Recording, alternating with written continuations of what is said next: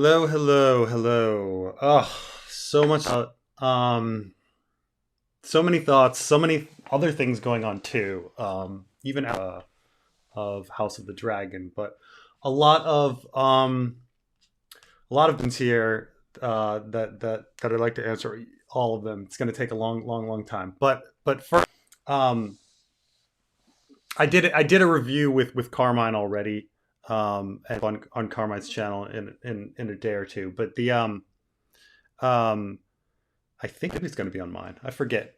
But I did talk through a lot of my thoughts with Carm, so I'm still kind of organizing them. But first of all, episode 10, I do think I think it's well directed, well acted. There's so many great scenes. There's so many things that I thought were done incredibly. Well, first of all, you know how I was complaining. I think people brought up in the chat that they Preston finally got his birthing scene.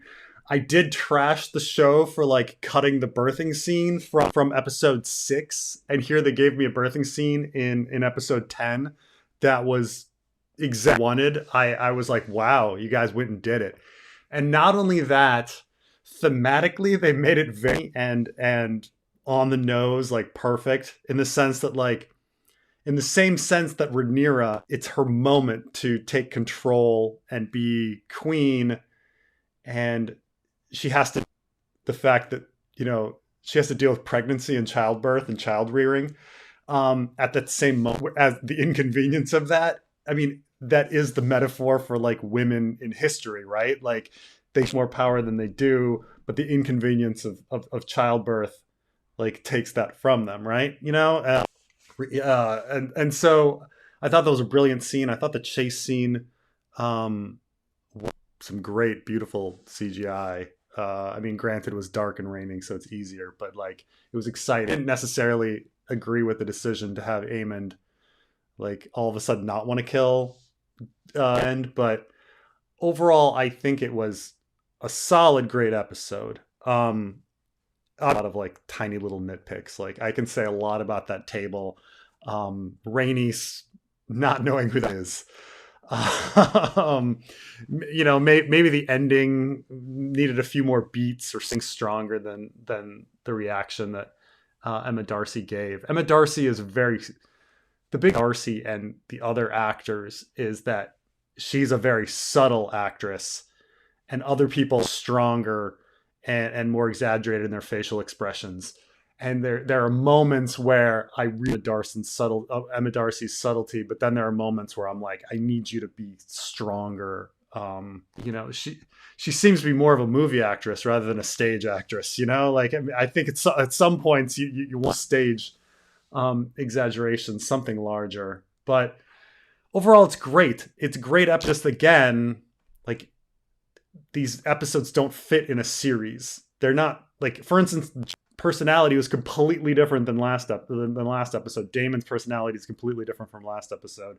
There's consistency from there's no carryover from episode to episode. With regards to relation or timeline, it's like it's many little good movies that have nothing to do with each other. Well, not nothing, but saying like there's just that disconnect. I'd really like to know the wording to Storm's End. Do we know who that Maester was? No. So I go over this a little as well with Carmine, but I'm going to go over it again here. Now I need to go back. First of all, like Maester Conspiracy. I mean, let's be honest, it's a fact of life. And in fact, recently someone did another trip to the Cushing Library. I do a video on this about what he found at the Cushing Library. Wrote 3 different versions of the prologue for A Feast for Crows and had correspondence with his about the prologue for A Feast for Crows. And one of the things that George wrote in his letter that he had 7 points that he needed to establish it actually kind of fails in the end. But of the 7 things, it was like introduce a bunch of characters, that there is a Maester Conspiracy. Like, he doesn't say Maester Conspiracy. He says establish that the Maesters have their own on the Game of Thrones. And then another is like introduce the High Towers and stuff like this, and like, which is a failure. He didn't introduce the High Towers, which needed to be introduced. The High Towers have been needed to be. George is the High Towers for 5 books, and he's failed to really do that in 5 books. But the big thing on that on it is that he did say, like, positively, that the Maesters have an agenda. At least the present day Maesters. And of course we knew this because we have the Dustin and Marwyn accusations. Taking the fact that Maester Conspiracy is pretty much a fact. Okay. I mean, we all kind of knew this, but like, George kind of has more confirmation. But going back about the story with Maester Conspiracy, in the source material, the source material is kind of weird because there's the source material. So in the source material, it's very clear that, like, Baratheon is illiterate. Maester says something to him. He gets really, really angry. And it seems to be, at least in here, it seems to be the wording of, like, remind you of your vow, or remind Rhaenyra. And however the Maester said it, he angered Baratheon. And that was really a way that it showed that the Maesters were driving the war, is that the Maester's interpretation, it's not that the Maester didn't say the words, but he emphasized and twisted the words in a way to communicate the message, but he twisted it, in different ways. Like, there's, want somebody to, pass you the peas at the dinner table, you can say, oh, can you please, or you can be like, look, motherfucker, like, do as you're told and give me the peas. You're going to get different reactions. That's essentially what happened. Now, unfortunately, George also retconned that scene. So Princess has it one way where it's pretty clear that the thing that causes the whole situation to fall apart is the Maester. He retcons it by adding in that Baratheon's dog gets angry that she's not chosen by Eamonn and goads him by saying he doesn't have any balls. And that's the thing that makes Eamonn go out there and, like, attack Luke. I actually think retcon that George did. I'd much rather have, like, the dispute be about the eye, but yeah, there's a lot. But I don't think it's really too important, exact wording. It's just, like, how the Maester is communicating it to Baratheon is what's important. Because he changed 1 or 2 words, like, she orders you to do something versus she requests, or whatever. Opinion on how they seem to be handling enjoy the concept of them, not really controlling them in the heat of the moment. Yeah, I talked about this a little.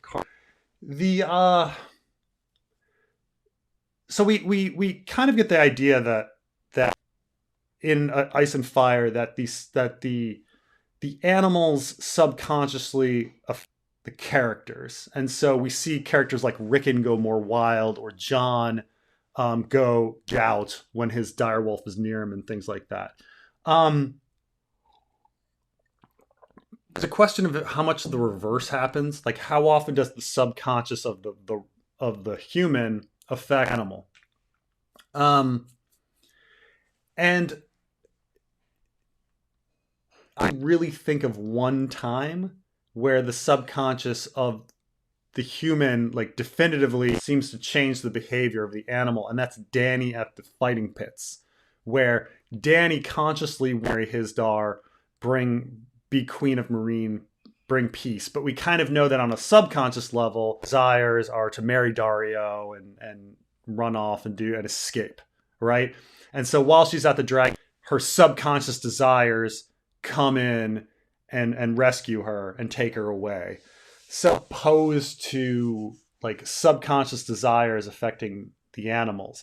That wasn't quite what happened, right? What happened was that neither Luke nor Eamon could control it. Because you couldn't say that, like, Luke's subconscious desire was to attack Vhagar, because Arax's move is just like Arax. Like, Luke wanted to flee. He didn't want to attack that dragon. Arax just now Vaymond, you could say that like on a subconscious level he does want to kill Luke. Um, so I think they played it like they just didn't have full control of their dragons, despite you know. And but of course, like all of a sudden, when you introduce that kind of stuff, you can say that Danny didn't have full control of Drogon, subconsciously changed Danny's mind, because Drogon saw the deaths of things, and that it wasn't really Danny the whole time. There's a lot of things you can all of a sudden do when you start talking about like, blended consciousness. Like whose fault is it? Was it really Danny's fault for burning King's Landing? Was it Drogon's fault? And, you know, it's really hard to say, but yeah, on my first scene, I wouldn't have. I still think it was a really spooky, beautiful scene. Like, you know, in and having the Jurassic Park moment with the T-Rex, heading in. You could feel Luke's fear. We were all in Luke's head. How scary Eamonn was. There was a bit of a disconnect on the character of Eamonn, largely from, I think it's George's fault. I think Eamonn really poorly. He wrote the Boros Baratheon scene first. Then he went back and he wrote the dinner scene, where he loses the eye, and they're not consistent. Like you've written two scenes for Eamonn, one in which he says there's a debt to be paid today, and then the other says the debt's been paid. I got a dragon. You wrote two fucking scenes for Eamonn to addict each other. Like, does Eamonn want the debt to be paid or not? Like George fucked up. Now, granted, like, oh, people say all sorts of shit. Of course, he's gonna say one thing and be upset about the eye later. Sure, he's literally written two fucking scenes for Eamonn, and they contradict. So I have this like thoughtful, like in control Eamonn in episode 9, I think is a better Eamonn. Like I think the Eamonn that the show created is a better Eamonn than George R. R. Martin created. You know, I read poetry and history and battle tactics, and I'm the more composed, better king. I am completely different from Aegon. And then the next episode, he's a cackling, like pulling off his patch and showing his eye and saying, "Take out your eye." Like, where does that fucking come from? No consistency between the character in episode 9 and the character in episode 10. And I think it's George has no consistency on the character of Eamonn. And so, look, I think this is well done. It felt like a horror movie.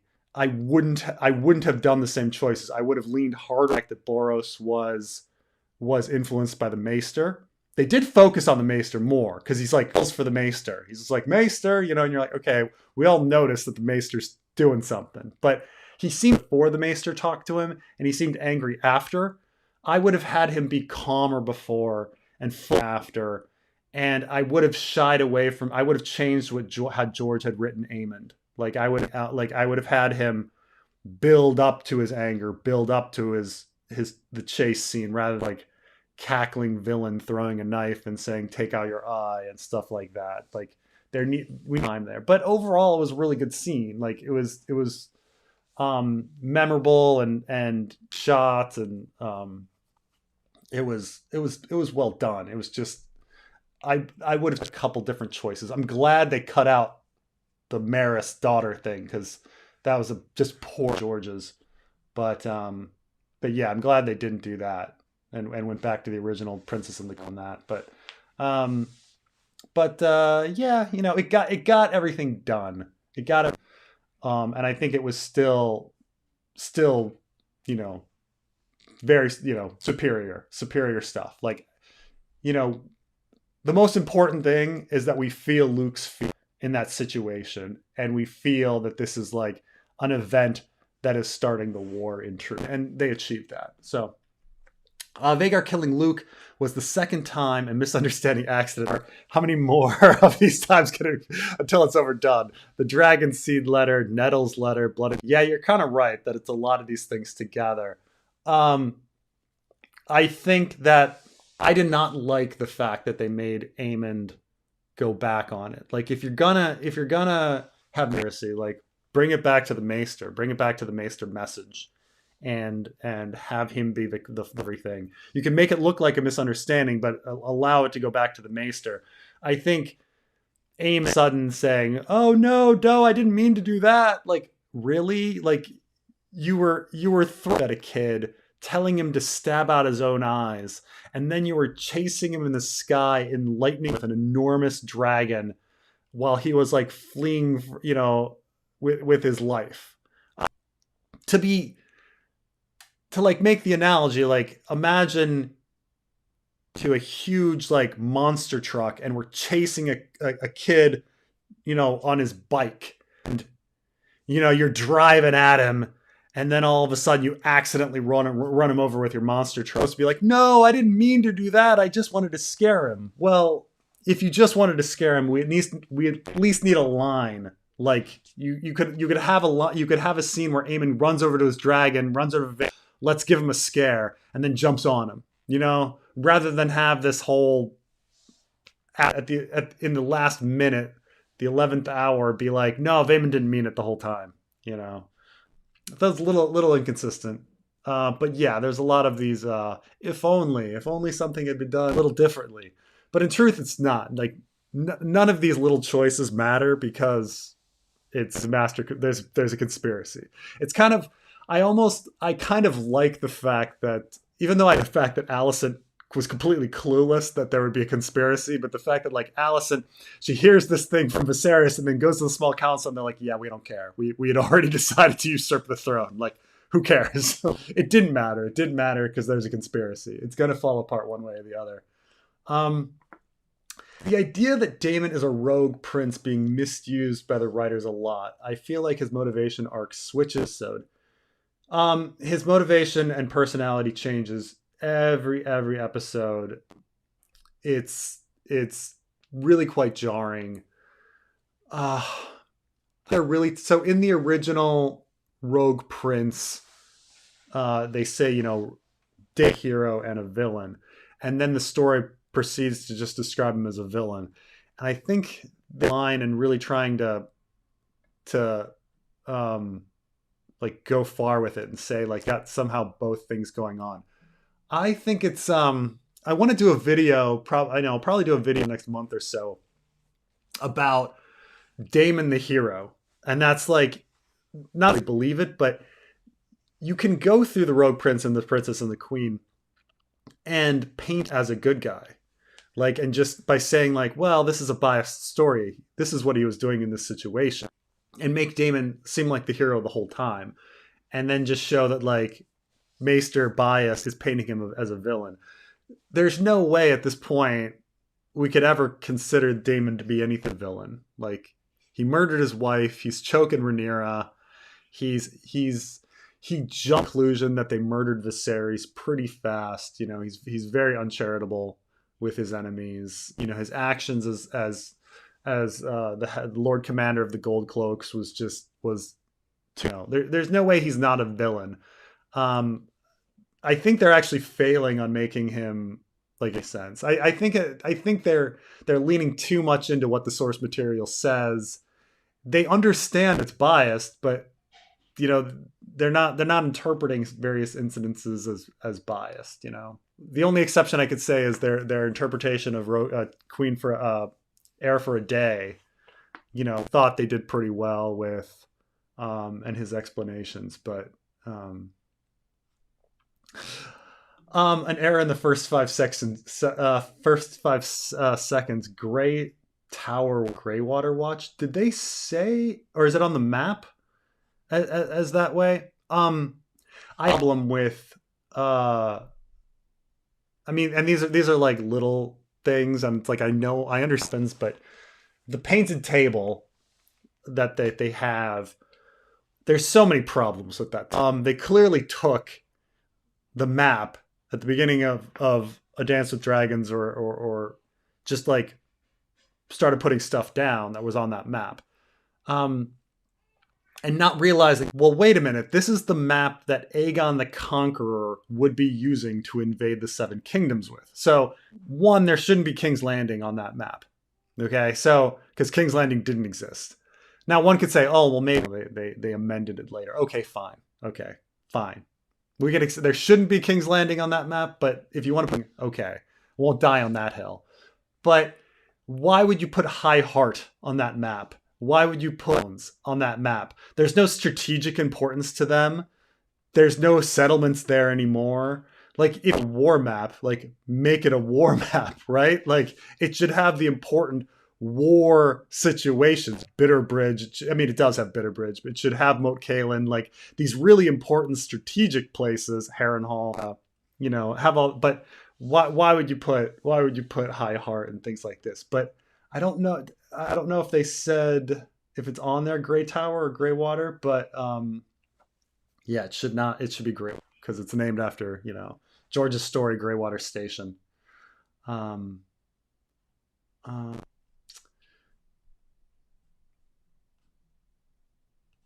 oh, my audio is choppy. Okay. Let Okay. Well, let me see here.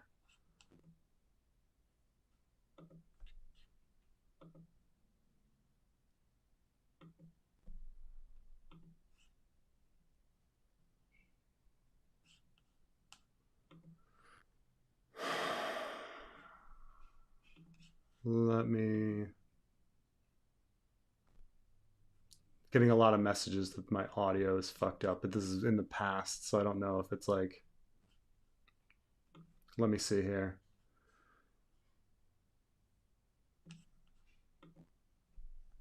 Hey there.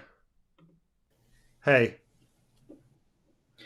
Preston, I just came on that your audio's not choppy. Don't listen to these. You're doing great. I'm right here Okay. with you, buddy. Okay. Good. Sounds good. Thank you. Thank you. I mean, things happen. My internet's been weird um, um, recently, so it's not like as everybody's at some point. Now, what happened to my comments? Ah, da, da, da, da, da. I'm making a joke. Your audio choppy for the last 20 minutes. What's that? Your audio's been like crap for the last 20 minutes. I the video. That's why I didn't notice it. I was. Yeah, no, they're correct. It's cool. Okay. Um, let me see what I can do here. It's still shitty as we right now.